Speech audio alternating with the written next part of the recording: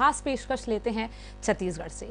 छत्तीसगढ़ विधानसभा चुनाव के ऐलान से पहले ही बीजेपी ने 2 परिवर्तन यात्राएं निकालकर सत्ता पक्ष को घेरने की कोशिश कर दी है। इसी परिवर्तन यात्रा में हिस्सा लेने के लिए बीजेपी सांसद मनोज तिवारी छत्तीसगढ़ आए। रायपुर में मनोज तिवारी ने कदम रखते ही सबसे पहले प्रदेश की कांग्रेस सरकार पर जमकर हमला बोला।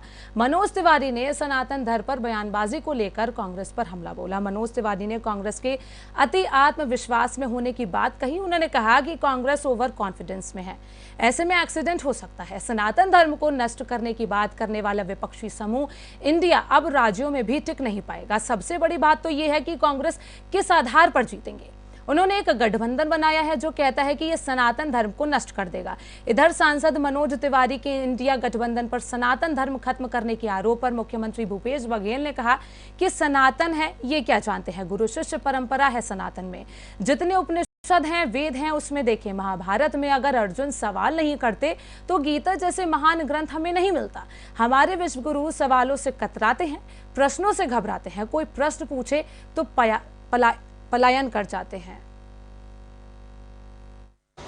देखिए, कांग्रेस का क्या है, कांग्रेस का तो एक बचा खुचा यही किसी तरह छत्तीसगढ़ में उनकी इज्जत बची हुई थी राजस्थान में।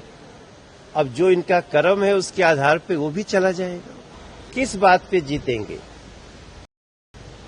ये लोग जो गठबंधन बना रहे हैं उस गठबंधन में कहते हैं हम सनातन धर्म को समाप्त करेंगे।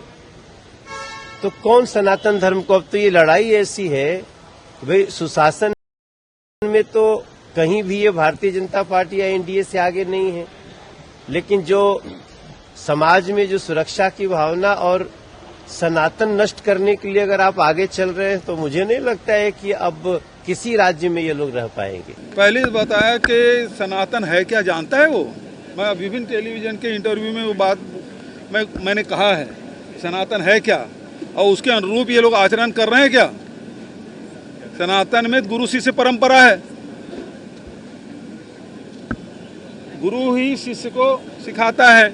जितने उपनिषद है उसमें आप देख लें, वेदों में देखें, यदि आप महाभारत में भी कहें यदि अर्जुन सवाल नहीं पूछते, प्रश्न नहीं करते तो गीता जैसे महान ग्रंथ हमको नहीं मिलता।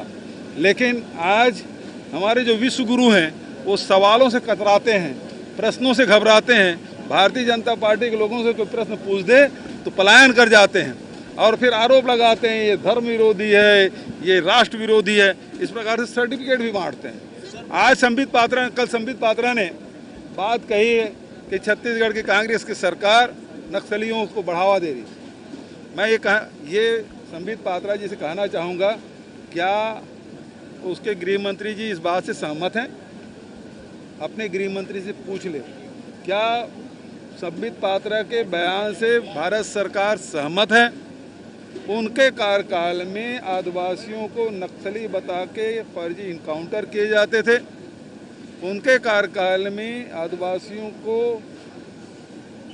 जन सुरक्षा अधिनियम के काले कानून के तहत उसको जेल में ठूस दिया जाता था।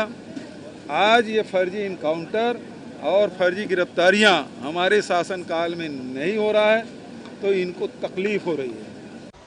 देखिए, कांग्रेस का क्या है,